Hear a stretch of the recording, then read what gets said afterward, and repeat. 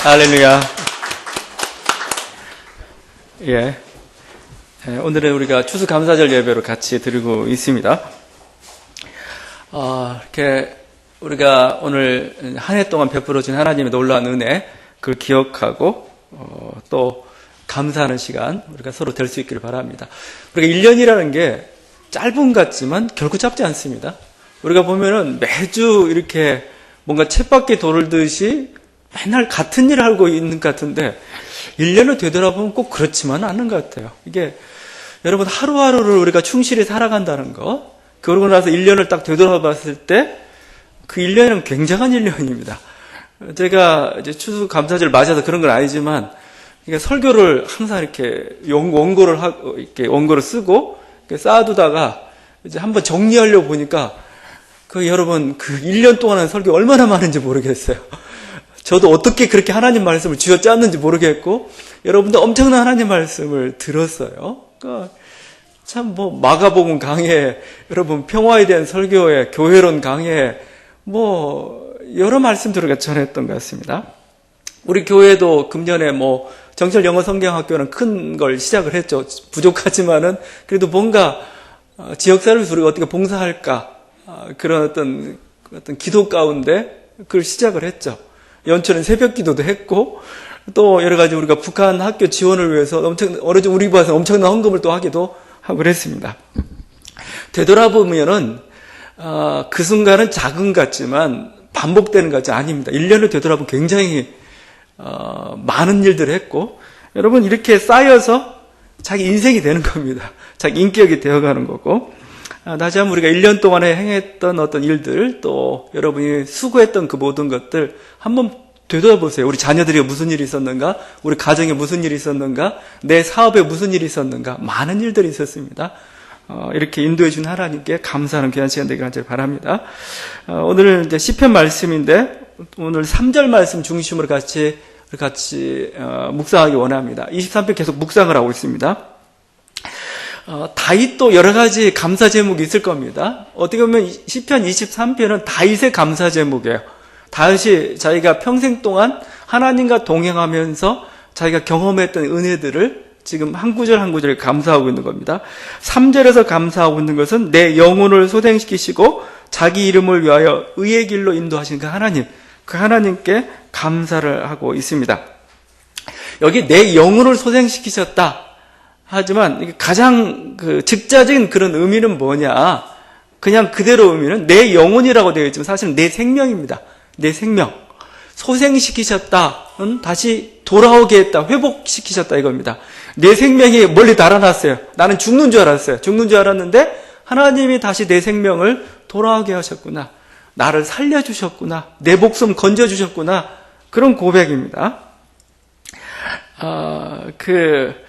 이 목자가 지금 여긴 다윗이나 이스라엘이 양이고 하나님 목자죠. 목자가 해야 될 가장 중요한 일은 양을 지키는 겁니다. 양의 목숨을 살려주는 것이 바로 목자가 해야 될 일입니다. 양은 늑대나 짐승, 어떤 사나운 짐승으로부터 그 생명을 빼앗길, 그건 우리가 굉장히 많은 거죠. 그렇게 연약한 동물입니다. 그런데 그들이 안전한 까닭은 목자가 지키기 때문에 그렇다는 거죠. 위험에 빠졌으면은 목자는 자기의 생명을 걸고 양을 구합니다. 선한 목자죠, 그게. 예수님께서 바로 우리를 구원하시기 위해서 자기 생명을 던지셨잖아요. 다윗도 동일한 고백을 하고 있습니다. 다윗이 자신의 목동 시절에 이런 경험을 얘기합니다. 다윗이 사울에게 말하되 주의 종이 아버지의 양을 지킬 때 사자나 곰이 와서 양떼에서 새끼를 물어가면 내가 따라가서 그것을 치고 그 입에서 새끼를 건져내었습니다. 그러니까 목자가 왜 용감해지겠어요? 목자가 원래 용감한가요? 왜 용감? 양 때문에 용감해지는 겁니다. 부모도 굉장히 용감할 때가 있어요. 엄마는 무섭죠. 여자는 굉장히 약한데 엄마는 굉장히 강해요. 왜냐하면 새끼 때문에 강한 겁니다. 새끼 때문에. 새끼를 보면 물불을 안 가려요. 물불을. 근데 목자도 마찬가지입니다. 양을 보면 물불 안 가리는 거죠. 양이 지금 경각에 처하니까 사자건 곰이건 안 보여요. 안 보여가지고 어떻게 했느냐? 그 입에서 막 잡아먹으려고 하는데 그 입을 벌리고 새끼를 건져냈다 이렇게 말하고 있어요. 다윗이 자기 양에게 했던 일이고, 다윗이 자기 인생을 되돌아보니까 하나님이 자기에게 했던 일입니다. 하나님이 어떤 분이셨느냐? 내가 마치 그 사자의 입에 막 먹힐 뻔한 그런 위기 가운데서 하나님 나를 도와주셨다는 거, 나를 살리셨다는 겁니다. 사울 왕이 그 사자의 입과 같았어요. 블레셋 군대가 바로 사자의 입과 같았고, 또 사람들의 음모들, 사람들의 어떤 비난들, 그것들이 나에게는 사자의 입이요 곰의 발톱과 같은 것 같았어요. 그런데 하나님이 그곳에 나를 지키셨다는 겁니다. 꺼내셨다는 거죠. 이게 목자가 하는 것이고, 바로 지금 여기서 내 영혼을 살리셨다, 내 목숨을 살리셨다, 지금 이 다윗이 그 고백을 하고 있는 겁니다. 자, 양은 이렇게 사나운 짐승으로부터 이렇게 위기를 경험하기도 하지만 스스로 위험에 빠지기도 합니다. 양이 굉장히 어떻게 보면은 정말 무기력한 존재라고 우리가 느낄 수 있는 것은, 양이란 존재는 이 오목한 구덩이나 어떤 바위 틈, 덤불, 이것도 굉장히 위험합니다. 왜냐하면은 만약에 양이 그곳에 빠졌다든가 그것이 굴러가지고 이렇게 완전히 등을 땅에 대고 들어놓게 되면 굉장히 위험해집니다. 그 땅을 등에 대고 들어놓게 되면 양이 할 수 있는 일이라는 게 없어요. 그냥 그 짧은 그래가지고 발버둥 치는 것밖에 없습니다. 그런데 그건 굉장히 위험한 순간입니다. 왜냐하면은 양과 같은 초식 동물은 위에서 발효를 시키죠. 그러니까 가스가 계속 올라와요. 근데 이게 뒤집어져 있으면 이거 잘못하면 죽는 겁니다. 그러니까 이 목자는 항상 예의주시해야 돼요. 그 자기 시야에서 어떤 양이 사라져 버릴까 조심해야 됩니다. 그건 위험한 겁니다. 목자의 눈에서 벗어난 양은 바로 안 보이면 찾아야 되고 바로 비상조치를 취해야 되는 거죠. 다윗의 인생은 이처럼 구덩이에 빠졌던 때가 참 많아요. 구덩이에 빠졌다는 건 내가 더 이상 내 힘으로 할 수 없는 그런 처지죠. 그런 처지에 빠졌던 때가 많았는데 하나님께서는 그 가운데 나를 구원해 주셨다는 겁니다. 시편 40편도 다윗이 기록을 했습니다. 다윗의 고백입니다. 나를 기가 막힐 웅덩이와 수렁에서 끌어올리시고 내 발을 반석 위에 두사 내 걸음을 견고케 하셨도다. 시편 40편 2절입니다. 나를 기가 막힐 웅덩이. 여러분, 기가 막힐 웅덩이가 뭐예요? 기가 막힐. 정말 기가 막혀서 빠졌는데 도무지 헤어나올 수 없는 웅덩이가 바로 기가 막힐 웅덩이입니다. 그 킹제임스 버전은 무시무시한 웅덩이로 번역하고 있습니다. RSV는 절망의 웅덩이다 번역하고 있고, NIV는 끈적끈적한 웅덩이라 표현하고 있어요. 그러니까 왜 이런 말이 나오냐면 그 팔레스틴 쪽에서는 웅덩이를 좀 많이 파놓습니다. 왜냐하면 비가 많지가 않아요. 그러니까 비가 조금이라도 있을 때 받아두려고 웅덩이를 파놓습니다. 근데 그 웅덩이가 마치 항아리처럼 되어 있어요. 밑에는 넓은데 위에는 입구가 좁아요. 한 번 빠지면 어느 것도 나오기가 힘듭니다. 또 이렇게 물 같은 걸 담아두고 하기 때문에 밑에는 뭐예요? 거의 진흙벌이라고 보면 되는 겁니다. 마치 그런 곳에 빠졌을 때 이건 뭐 눕지도 못하고 나가지도 못하고 굉장히 곤혹스러운 그런 처지죠. 아마 요셉이 빠졌던 웅덩이가 바로 이 웅덩이 같아요. 요셉이. 그러니까 형제들이 요셉을 미워해가지고 요셉을 죽이려다가 웅덩이에 빠뜨렸죠. 웅덩이에 빠뜨렸는데 막 요셉이 애걸하고 막 괴로움을 호소해도 형들이 듣지 않았던 겁니다. 바로 그 요셉이 빠졌던 그 웅덩이, 바로 그게 기가 막힐 웅덩이였어요. 더 이상 헤어날 수 없다. 더 이상 나는 끝났다고 생각하는 순간 뭐예요? 하나님께서는 뭐예요? 그 기가 막힐 웅덩이에서 건져냈습니다. 오히려 뭐예요? 그게 웅덩이가 아니고 터널이 됐다고 그랬죠. 웅덩이는 뭐예요? 막힌 곳이에요. 동굴은 뭐예요? 막힌 곳이에요. 터널은 뭐예요? 반대편으로 가는 겁니다. 오히려 더 빨리 가는 게 터널이에요. 자기는 웅덩이에 갇혔다고 생각했는데 뭐예요? 하나님이 뭐예요? 그를 애굽으로 인도하신 터널이 되었습니다. 그곳에서 더 넓은 세계 가운데서 우리를 총리 대신에 올리는 그 하나님 놀라운 역사를 이루신 하나의 터널이 됐던 거죠. 우리들은 웅덩이가 없어요. 신앙인들에게는 동굴이 없습니다. 신앙인들은 뭐예요? 터널인 겁니다. 내가 잘못되고 내가 뭔가 뒤돌아가는 것 같고 내가 실수하는 것 같고 실패하는 것 같지만 실패가 아니에요. 하나님께 그걸 통해서 더 놀라운 일들을 이루시는 거죠. 그러니까 다윗이 그걸 경험했어요. 내가 이렇게 쫓기고 내가 이렇게 항상 이렇게 불안한 처지에 있는 것 같았는데 하나님이 어느새 뭐예요? 나를 높이셨다는 겁니다. 여러분, 당해도 정치 같은 거 많이 알잖아요. 정치가들도 보면은 많이 당하면 당할수록 굉장히 위대한 사람이 돼가는 겁니다. 옛날 그 김대중 대통령 되고 막 그랬죠. 근데 그분이 한 게 뭐 있어. 물론 많은 일도 했지만 가장 결정적인 건 당한 겁니다. 당한 거예요. 고난을 당한 거.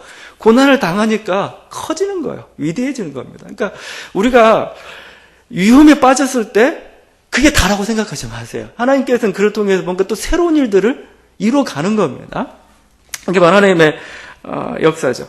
예레미야 선지자 또한 이 웅덩이에 빠졌던 때가 있습니다. 하나님 말씀을 외친 사람들이 싫어해요. 막 바벨론에게 항복해라. 너희는 하나님에게 심판을 받아 망할 수밖에 없다. 사람들이 싫어하죠. 시위대 뜰에 있는 웅덩이에 갇혔습니다. 웅덩이에. 그때 이렇게 표현하고 있습니다. 그들이 예레미야를 취하여 시위대 뜰에 있는 왕의 아들 말기야의 구덩이에 던져 넣을 때 예레미야를 줄로 달아 내려왔는데 그 구덩이에는 물이 없고 진흙뿐이므로 예레미야가 진흙 중에 빠졌더라. 이게 예레미야 갇혔던 웅덩이입니다. 근데 하나님께서 기가 막힐 웅덩이에서 건져내셨죠. 그리고 살리시고 하나님 말씀 끝까지 외칠 수 있도록 만드셨던 겁니다. 사도 바울도 기가 막힌 웅덩이에 빠졌어요. 그건 바로 빌립보 감옥에서죠. 빌립보 감옥. 열심히 하나님 말씀을 증거하고 또 능력도 행했어요. 막 귀신이 그 귀신 들린 자 쫓아오면서 괴롭게 하니까 예수 그리스도 이름으로 그를 귀신을 다 쫓아냈습니다. 그런데 그 귀신이 쫓겨나니까 그 귀신을 통해서 점치던 사람이 보여. 갑자기 자기가 이제 더 이상 자기 이익의 소망이 끊어져 버린 겁니다. 그러니까 뭐요? 사도 바울을 무고해 버렸습니다. 무고하니까 사도 바울 잡혔는데 그 빌립보 관원이 자초지종도 이렇게 따지지도 않고 무조건 옷 벗기고 막 매로 쳤어요. 그래가지고 매 맞고 이제 감옥, 깊은 감옥이라고 표현하고 있습니다. 아마 지하 감옥일 겁니다. 하나의 웅덩이죠. 거기에 빠져가지고 어떻게 보면 막 그냥 빠진 것도 아니고 찾고 쇠사슬에 매여 있었습니다. 그러니까 굉장히 막막한 형편이고 뭔가 화가 나기도 하죠. 내가 뭘 잘못했는데. 근데 그들이 그곳에 어떻게 했습니까? 기도하고 하나님을 찬미했다 이거죠. 기도하고 하나님을 찬미. 그러니까 기가 막힐 웅덩이에서 할 일은 뭐예요? 기도하고 하나님을 찬미하는 겁니다. 하나님을 찬양하는 겁니다. 기도하고 찬미하니까 하나님께서 뭐예요? 옥문을 열어주셨습니다. 그리고 쇠사슬을 벗겨지게 만드셨고 결국 그를 계기로 해가지고 빌립보에 있는 그 간수들이 하나님을 믿게 만들고 거기에 교회가 서게 만드셨던 거죠. 그때 아마 저는 이런 것을 경험하며 사도 바울이 했던 고백으로 저는 생각합니다. 고린도후서 4장 8절과 9절 말씀입니다. 우리가 사방으로 우겨싸움을 당하여도 쌓이지 아니하며 답답한 일을 당하여도 낙심하지 아니하며 핍박을 받아도 버림받지 아니하며 거꾸로 트림을 당하여도 망하지 아니한다 이거죠. 막 사방이 막혔다고 생각했어요. 감옥이라고 생각했어요. 그건 아니에요. 우리가 하늘이 열리는 겁니다. 하늘을 향해 찬양하니까 뭐예요? 옥문이 열렸던 거죠. 이게 바로 하나님을 의지했던 사람들, 하나님을 붙잡았던 사람들이 그들의 평생 동안에 경험했던 바들입니다. 내 영혼이 난 죽었다고 생각했는데, 갇혔다고 생각했는데, 끝났다고 생각해 하나님 거기서 살려주셨다 이거예요. 여러분, 우리들이 내 영혼을 소생시켰다는 건 우리 목숨을 살려주셨다. 그렇게 가장 1차적으로 적용해 볼 수 있겠지만, 이건 또한 뭐예요? 내가 영적 침체에 있을 때, 내 영혼이 기가 죽어 있을 때, 내 영혼이 무기력해져 있을 때, 내 영혼이 침체 가운데 있을 때 하나님께서 나를 다시 소생시키셨다. 나에게 힘을 불어넣으셨다. 다시 희망으로 다시 일어설 수 있도록 만들어주셨다. 이런 고백일 수 있는 거죠. 그러니까 우리들이 이렇게 막 영적 침체에 빠지게 되면 불안하죠. 뭔가 두렵죠. 무기력해지죠. 막 하나님이 멀리 있는 것처럼 막 이런 순간을 우리가 경험할 때가 있습니다. 여러분, 그래서 시편이 사실은 그런 사람들의 기록입니다. 자기의 영혼들이 뭐예요? 완전히 바닥에 그냥 이게 가라앉고 침체에 빠졌던 사람들이 그들의 기도가 바로 시편입니다. 시편 42편의 그 기도인데, 내 영혼아 내가 어찌하여 낭망하며 어찌하여 내 속에서 불안하여 하는고 너는 하나님을 바라라. 나는 내 얼굴을 도우시는데 하나님을 오히려 찬송하리로다. 그러니까 왜 불안하며 왜 두려워하느냐 이거예요. 그러니까 막 오히려 불안하고 두려워하니까 더 하나님을 소리 높여서 찬양을 하고 있는 겁니다. 42편 보게 되면 얼마나 불안했는지 5절, 11절 바로 이어지는 43편 5절에 똑같은 것을 3번이나 반복하고 있어요. 왜 불안하고 왜 두려워하느냐 이거예요. 우리들이 영적 침체를 많이 경험합니다. 영적 침체는 누구에게도 올 수 있는 겁니다. 다양한 경로를 통해서 우리들이 영적으로 완전히 다운될 때가 있어요. 침체를 경험할 때가 있습니다. 먼저는 죄를 지었을 때죠. 죄. 인간의 존재 하나님께서 의로운 형상으로, 하나님의 의로운 형상으로 지음을 받았기 때문에 죄를 짓고는 못 살아요. 죄를 지으면은 제일 먼저 누가 상처를 받냐면 자기 자신 상처를 받아요. 왜냐하면 내가 어떻게 이런 죄를, 그러니까 이게 자기답지도 않은 거고, 뭔가 그렇게 실패한, 그렇게 타협한 자기 자신이 너무 부끄러운 겁니다. 부끄러운 거예요. 그러니까 그 자존심이 상하는 거죠. 그러니까 죄를 짓게 되면은 사람이 침체에 빠지게 됩니다. 그러니까 죄를 짓게 되면은 말에 힘이 없어져요. 말에 힘이 없습니다. 오히려 오히려 죄를 지으니까 힘주어서 이렇게 얘기할 수도 있겠지만 그건 굉장히 들떠 있어요. 그 말은. 그러니까 우리들이 의를 행해야, 사람이 바르게 살아야 힘이 나는 겁니다. 근데 바르게 살지 못하면 힘이 안 나요. 힘들어요. 그러니까 다운 상태에 들어가는 거죠. 또 어떤 때냐, 우리가 실패를 경험했을 때, 실패. 그러니까 내가 어떤 일을 하다 잘 안 될 때, 뭔가 열매가 없을 때, 이게 참 사람을 힘들게 만들고, 이게 오래 지속하게 되면은 영적 침체에 빠져들게 되는 거죠. 자기가 무능력하다고 느끼는 겁니다. 하나님이 자기를 외면하는 것 같고 도와주지 않는 것처럼. 욥이 그걸 경험하죠. 욥이. 자기가 이렇게 실패 상태였는데, 내가 이렇게 힘든 상태인데 하나님은 왜 나를 도와주지 않는가? 하나님 왜 이렇게 잠잠하십니까? 이거죠. 우리는 그럴 때 또한 영적 침체, 이게 우울증으로 나타나기도 하고 무기력증으로 나타나기도 하죠. 반대로 성공했을 때도 영적 침체에 빠질 때가 있습니다. 성공했을 때. 왜 성공했다면, 여러분 정상에 딱 올라선 순간에 느끼는 게 뭐예요? 약간은 허탈감입니다. 이거 달려왔는데 딱 정상에 섰는데 기뻐해야 되는데 오히려 허탈스러워. 왜 그러지 이게? 뭔가 그 목표감이 상실된다든가, 뭔가 목표를 잃었다는 어떤 그 허탈감, 이런 것들 때문에 오히려 또 영적 침체에 들어설 수가 있는 거예요. 다윗도 그랬죠. 다윗이 타락했던 때는 언제입니까? 영적으로 가장 어떻게 보면 정상의 자리에 올랐을 때, 정상의 자리에 딱 오르고 나니까 더 이상 긴장감도 사라져버리고, 그러다 결국은 이 우리아의 아내 바세바 동침하는 일을 저지르고 말잖아요.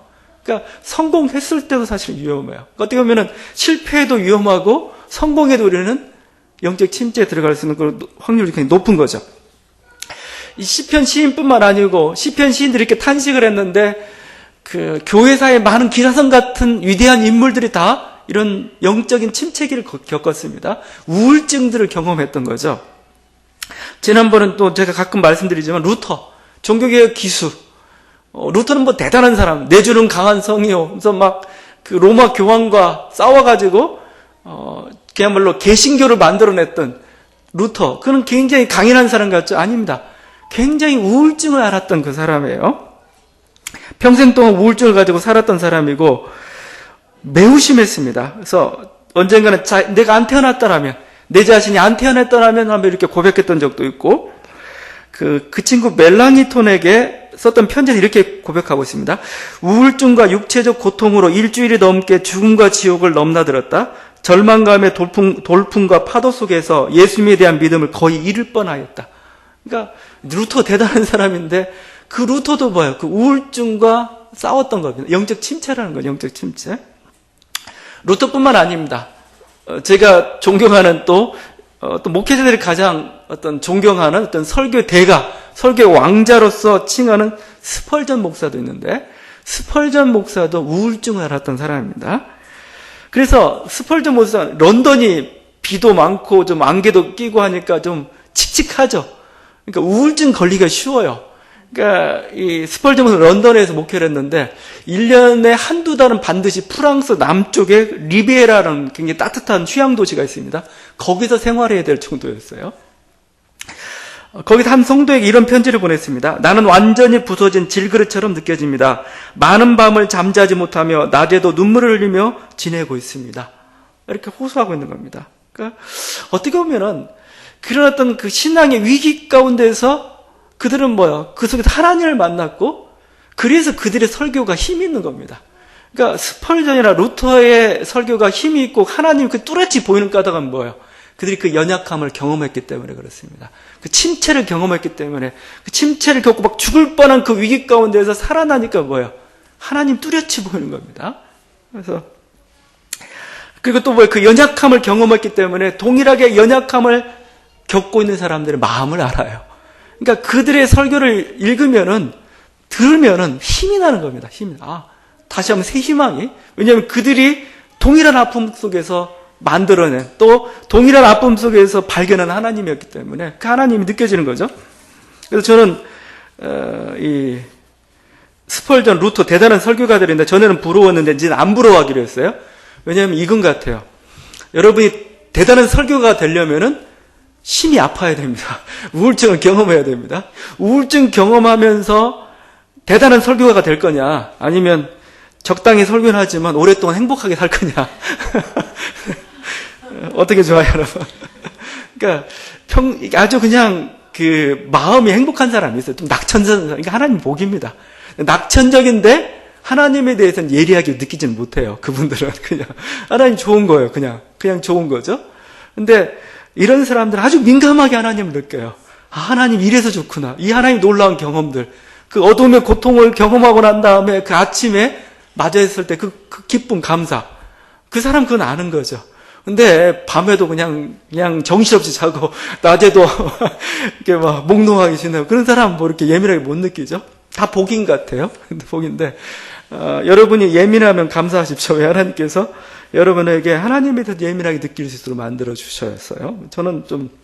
저도 감사할 것은 좀 하나님에 대해서 둔감하게 느끼게 해주신 거 감사드립니다. 하여튼 이 위기 가운데서 그들은 영적 침체기 가운데서 살아계신 하나님 만났던 거죠. 여러분, 그래서 우리들의 희망은 어디가 있느냐? 하나님을 만나는 겁니다. 우리가 어떤 것으로 일이나 뭔가 성공, 성취 좋죠. 근데 그걸로 만족할 수가 없어요. 우리의 만족은 하나님을 만나는 거고, 하나님을 만났을 때 우리 일에서도, 우리의 어떤 모든 것에서도 하나님께서 만족을 주시는 겁니다. 그래서 양이 자기 능력이 없을 수도 있습니다. 양이 부주의할 수도 있어요. 그래서 사고를 자초할 때도 있습니다. 근데 큰 사고가 아닙니다. 가장 큰 사고는 뭔지 아세요? 양이 목자를 놓치는 겁니다. 양이. 왜냐하면 목자가 다 해주는데 그 목자를 놓쳐버리면, 목자는 뭐예요? 양이 실수하고 무능력해도 다 도와줘요. 근데 결정적인 양의 실수는 뭐예요? 목자를 놓치는 거예요. 그러면 아무도 도와줄 수가 없고 자기는 죽는 거예요. 이렇게. 우리의 영적 침체의 중요한 원인은 결국 뭐냐? 결국 하나님을 놓쳤기 때문에 그래요. 하나님을 놓쳐버렸어요. 하나님이 사라져버렸어요. 하나님이 계시면 내가 가난해도 부유해도 하는 만족한데 하나님이 사라져버리니까 내가 힘들고 어려운 거죠. 그래서 마틴 로이드 존스는 이렇게 얘기합니다. 모든 영적 침체의 근본 원인은 하나님에 대한 불신이다. 하나님에 대한 불신, 하나님 믿지 못하는 것으로부터 모든 영적 침체가 발생하고 있다. 자, 그럼 영적 침체를 벗어난 길은 뭡니까? 아까 제가 읽었던 42편에 나와 있는 그 시편 기자는 알고 있죠. 너는 하나님을 바라라. 그 얼굴에 도우심을 인하여 내가 오히려 찬송하려. 하나님을 바라라요. 하나님을 바라. 이게 바로 영적 침체도 벗어날 수 있는 길이고 우리가 할 수 있는 거예요. 하나님을 바라는 겁니다. 여러분 존 파이퍼라고 아시죠? 요즘 한국교회 성도 참 좋아하는 설교나 수필이나 이런 거 아주 좋아합니다. 존 파이퍼 목사님의 글들을 많이 좋아하고 그 책들이 베스트셀러가 많이 됩니다. 근데 이분도 그건 한 28년 동안 교회를 운영하면서 굉장히 어려움을 많이 겪었어요. 여러 가지 힘들고 부흥도 안 되고 여러 가지 어려움 가운데 있었는데 그때 이들이 항상 기도했던 건 뭐냐? 하나님을 바라보라 해서 하나님을 바라보라. 영어로 hope in God입니다. hope in God. 그러니까 하나님을 바라보라가 그 영어로 보면 hope in God 이렇게 되어 있습니다. 아예 이 사람들은 교회 벽에다 표를 hope in God으로 써놨어요. 하나님께 소망이 있다. 하나님을 바라보라. 우리 교회도 이걸로 바꿔야 될까 봐요. hope in God. 하나님을 바라보라. 하나님을 소망하라. 하나님께 희망이 있다 이겁니다. 답은 하나님께 소망을 두는 겁니다. 그러니까 그래서 시편 42편 제가 다 읽진 않았지만 1편이 저희 42편 1절에 자기가 하나님께 소망이 있기 때문에 하나님을 찾아가는 겁니다. 어떻게 하나님을 바라고 있는가? 하나님이여 사슴이 시냇물을 찾기에 갈급한 같이 내 영혼이 주를 찾기에 갈급하니이다. 사슴이 시냇물을 찾기에, 여러분 목마른 사슴 한번 생각해요. 목마른 사슴. 물 안 먹으면 죽습니다. 그러니까 막 강바닥을 막 팍팍 긋고 있는 그 사슴 한번 생각해 보세요. 물을 얻기 위해서. 왜? 물을 먹어야 살기 때문에. 근데 뭐요? 이 시편 시인은 알아요.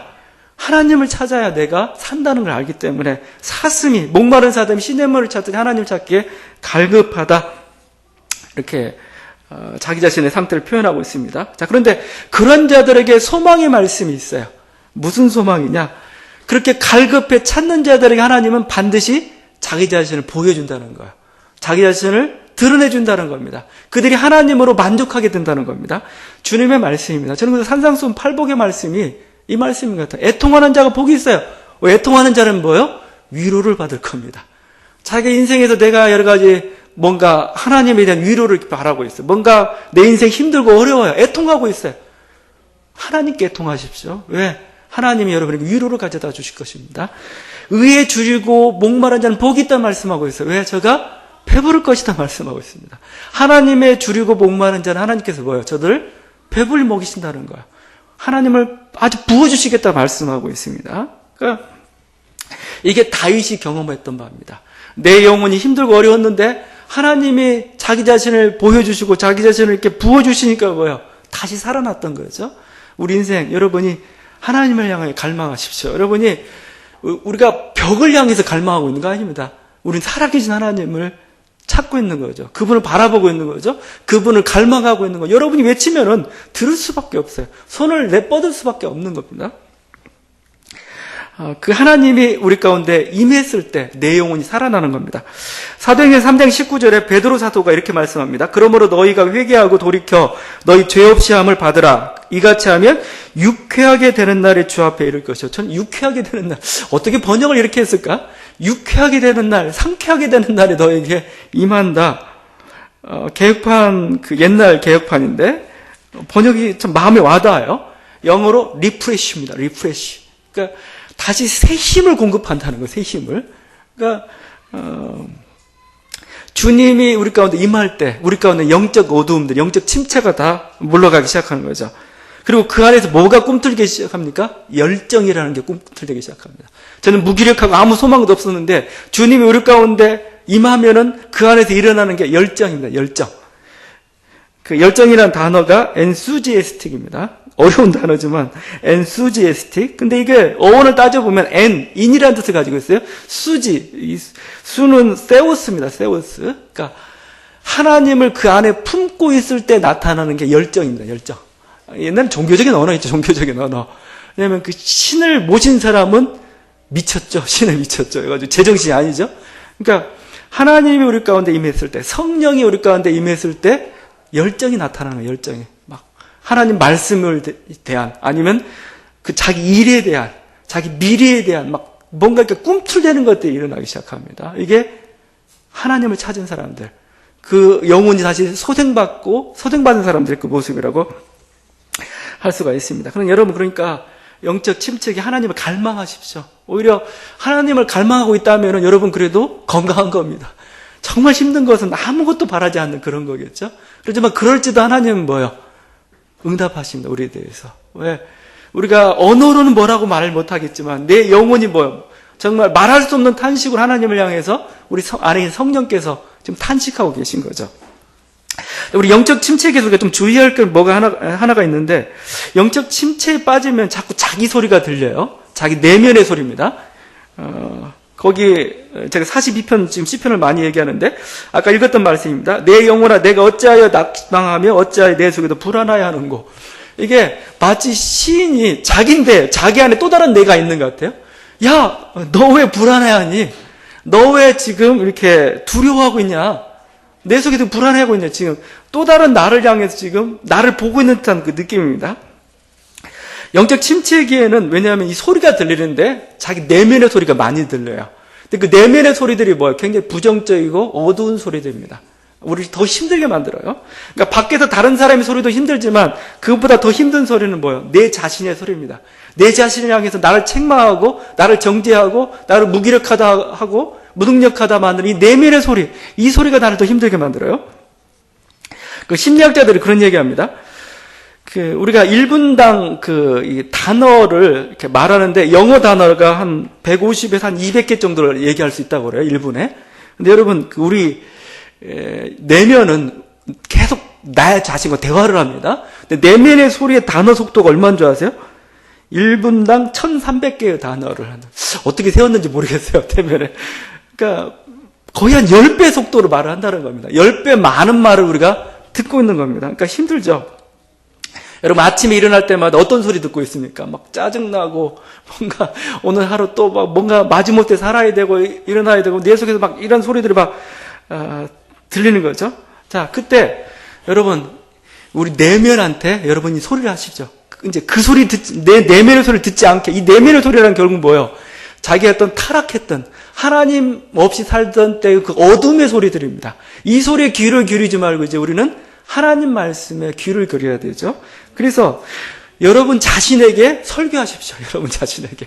내 자신을 바라보면서 설교하는 거죠. 내 자신도 내 입술의 말을 들어야 돼요. 그러니까 부정적인 언어보다 이 하나님 말씀의 언어를 드리는 겁니다. 내 자신은 뭐 항상 할 수 없어. 어떻게 절망이야. 끝났어.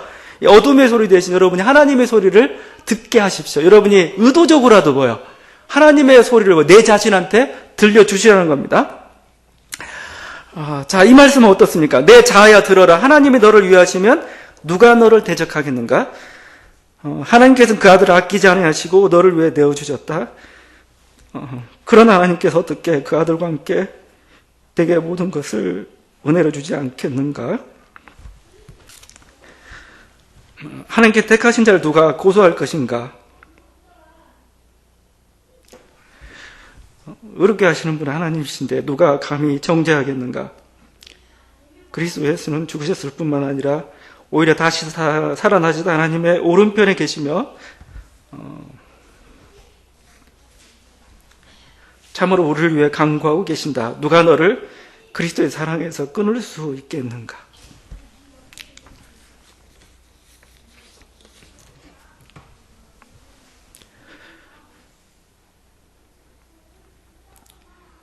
여러분 자신을 향해서 이 소리를 들려주십시오. 그러니까 내 속에서 얼마나 부정적인 소리와 그런 어떤 연약의 소리들을 낙담케 하는지 몰라요. 그러나 우리가 하나님의 소리, 하나님의 말씀의 소리가 들릴 때 우리 영혼이 살아나는 겁니다.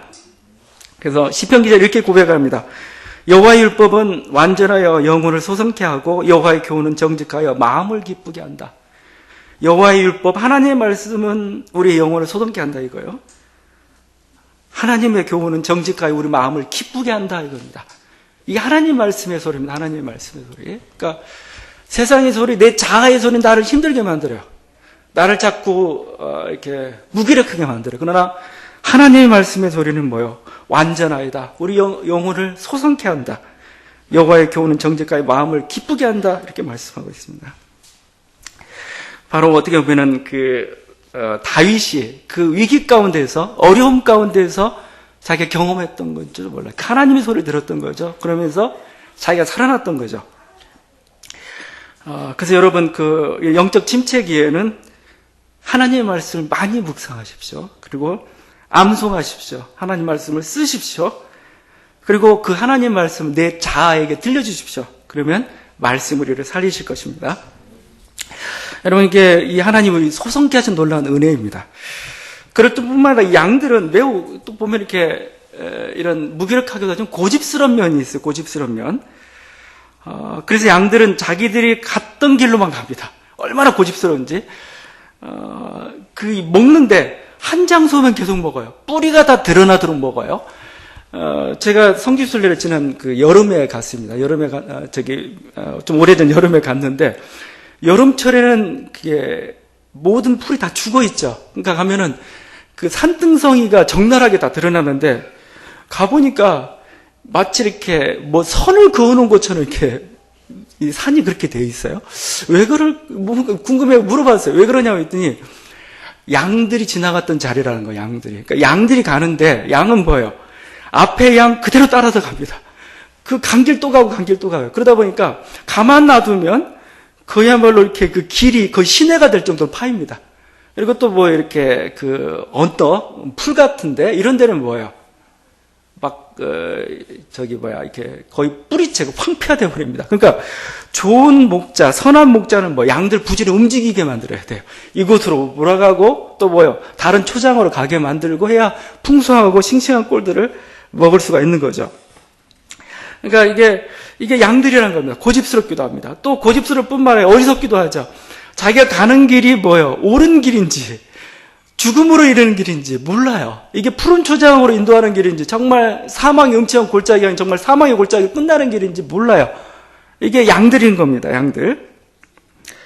자, 근데 하나님은 어떤 분이시죠? 우리를 의의 길로 인도하신다 말씀하고 있잖아요. 의의 길. 양들에게 의의 길은 뭐예요? 행복한 길이죠. 잘 사는 길이죠. 양들에게 가장 적합한 길은, 의의 길은 뭐예요? 그들이 행복하고 잘 살고 풍요롭게 인도하는 그 길입니다. 목자는 뭐예요? 양들을 그 의의 길로 이렇게 인도하는 겁니다. 양들에게는 의의 길이라고 이렇게 얘기하고 있지만 어떻게 보면 이것은 인간에게 더 정확한 저는 말이라고 생각합니다. 인간에게 있어서 가야 할 길이 뭐냐요? 가야 할 길이. 마땅한 길이 뭐냐 이거요? 그건 의의 길입니다. 우리를 행복하게 하는 길이 뭡니까? 우리를 잘 살게 하는 길이 뭡니까? 의의 길입니다. 눈앞에 보는 이익을 쫓아가는 길이 아니고 하나님 말씀에 순종하면서 가는 그 길, 하나님의 뜻을 쫓아서 가는 그 길, 그게 의의 길이고 그 길이 바로 행복으로 이르는 그 길이라는 겁니다.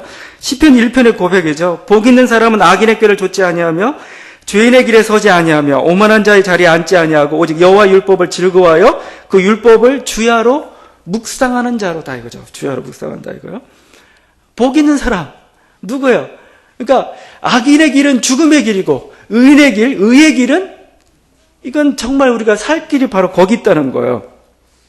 그러니까 신앙인 이 가치관을 분명히 해야 됩니다. 잘 사는 길이 뭐냐 이거. 행복에 이르는 길이 뭐야 이거. 그냥 부를 쫓아가는 게 행복에 이르는 길이냐? 아니라는 겁니다. 그건 잘못하면 죄인의 길일 수도 있어요. 그건 우리를 죽음으로 이르는 사망의 길일 수도 있고 넓은 문으로 인도하는 그런 길일 수도 있어요. 그러나 생명의 길은 어디가 있느냐? 말씀에 순종하는 길, 하나님의 뜻을 쫓아가는 길, 의의 길이다 이렇게 말씀하고 있습니다. 바로 하나님께서는 자기 자신을 그렇게 인도해 가셨다는 거예요. 나는 막 이거 어떻게 갈팡질팡했는데 뒤돌아보니까 하나님께서 자기를 그 길로 인도해 오셨다는 거죠. 내 삶을 되돌아보니까 그 다윗의 고백입니다. 자, 그렇다면 다윗이 이 하나님께서 왜 이렇게 다윗을 끔찍하게 여기시고 이스라엘 끔찍하게 여기시고 하나님의 자녀를 끔찍하게 여기시고 의의 길로 인도하시는가? 물론 사랑하기 때문에라고 얘기할 수 있겠죠. 오늘은 정확히 또 다른 이유를 하나 들고 있습니다. 그건 뭐냐면 자기 이름을 위하여입니다. 자기 이름을 위하여. 하나님의 이름 때문에, 하나님의 이름을 위하여. 그러니까 뭐예요? 하나님이 악의 길을 가게 되면 하나님이 뭐예요? 견디지 못해요. 하나님이 부끄러운 거예요. 왜냐하면 내 자녀인데, 거룩한 내 자녀인데 어떻게 악의 길을 가? 어떻게 그 거룩하지 않은 그 길을 가? 불법의 길을 가? 하나님 자존심이 상한 겁니다. 자존심이. 내 자녀인데. 그죠? 그 모세가 이렇게 기도하는데 보면 출애굽 때 이스라엘 잘못했어요. 막 잘못해가지고 막 이렇게 힘들고 막 이렇게 말 안 듣고 막 이럽니다. 그러니까 하나님이 화가 나가지고 뭐요? 야, 이거 다 쓸어버리겠다. 그리고 모세를 통해서 새로운 민족을 이루겠다. 이렇게 했을 때 모세가 기도했던 그 기도의 핵심 기도가 뭔지 아세요? 가장 어떻게 보면 강력했던 기도가 하나님의 이름에 호소하는 기도였습니다. 하나님의 이름. 뭐죠? 당신이 이 백성을 여기서 죽게 만들면은 세상 민족이 당신의 이름을 우습게 여길 겁니다. 당신의 영광 우습게 여길 겁니다. 당신 능력이 없어서 이 백성 죽였구나. 이렇게 하실 겁니다. 여러분 그 하나님의 이름에 호소하는 기도가 얼마나 강력한 기도인지 몰라요? 시편에서는 여호와의 이름을 가지고 기도하는 게 너무나 많아요. 이스라엘이 망한 이유가 뭡니까? 이스라엘 완전히 바벨론 포로로 끌려간 이유가 뭡니까? 하나님 이름 때문에 그랬어요. 하나님 이름 때문에. 도무지 못 보겠다 형 도무지. 그냥 니네 안 돼. 도무지 못 보겠다. 그죠? 자, 이렇게 포로로 끌려갔던 이스라엘 백성이 다시 돌아왔어요. 포로로부터. 근데 돌아오게 할 수 있는 그 힘은 어디에 있습니까? 그것도 다시 하나님의 이름에 있습니다. 왜? 하나님의 거룩한 이름이 이 바벨론 땅에서 멸시를 당하고 있어요. 거기 이렇게 표현하고 있습니다. 그러므로 너는 이스라엘 족속, 예스겔서 말씀입니다. 그러므로 너는 이스라엘 족속 이렇게 이르기를 주 여호와의 말씀에 이스라엘 족속아 내가 이렇게 행함은 너희를 위함이 아니요 너희가 들어간 그 열국에서 더럽힌 나의 거룩한 이름을 위함이라. 열국 가운데서 더럽힘을 받은 이름 곧 너희가 그들 중에서 더럽힌 나의 큰 이름을 내가 거룩하게 할지라. 내가 그들의 목전에서 너희로 인하여 나의 거룩함을 나타내니니 열국 사람이 나를 여호와인 줄 알리라. 나 주 여호와의 말이니라. 하나님의 이름이란 말 얼마나 많이 등장하고 있는지 몰라요. 하나님의 이름. 그러니까 이 바벨론 포로로 끌려가가지고 저들이 부끄러운 모습을 하고 있는 게 그야말로 하나님이 부끄러운 겁니다. 내 백성인데 내 백성이 이렇게 형편없이 살고 있어. 하나님 너무 부끄러워가지고 뭐요? 니네 바벨론으로부터 해방시키겠다. 이거 해방시키겠다. 결국 여호와의 이름인 겁니다. 여러분, 이게 우리의 희망입니다. 우리 희망이에요. 우리 분명히 실수도 많이 하고 잘못도 많이 하고 막 그렇죠. 한국교회도 그렇고 우리 자신도 막 그렇고 그렇습니다.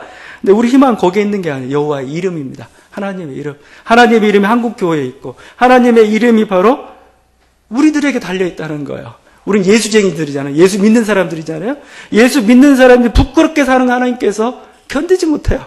그러니까 하나님께서 의의 길로 우리를 인도할 수밖에 없는 겁니다. 예수 믿는 사람들이 아주 형편없이 살고 있는 하나님께서 그걸 견디지 못해요. 하나님께서 높이시는 겁니다. 예수 믿는 사람이 아주 그냥 진흙탕에서 굴르고 그 못 견디는 거 하나님께서 그래서 우리를 거룩한 사람으로 만들어 가시는 거죠. 바로 여기에 희망이 있는 겁니다. 그리스도의 이름. 여러분은 잘 될 수밖에 없어요. 여러분은 의의 길로 갈 수밖에 없어요. 왜? 하나님의 자녀니까. 예수의 이름이 여러분에게 있습니다. 여러분, 이 예수의 이름, 하나님의 이름을 의지함으로 의의 길로 가고 또 다 행복하고 성공한 여러분에게 간절히 바랍니다. 기도하겠습니다. 아버지 하나님, 우리 추수감사를 맞이해 참으로 감사를 드립니다. 여러 가지 감사 제목이 있지만 위기 가운데 나를 구원하신 그 하나님께 감사를 드립니다. 내가 영적인 침체 가운데 있을 때 우리를 다시 소생시키시고 새 힘을 불어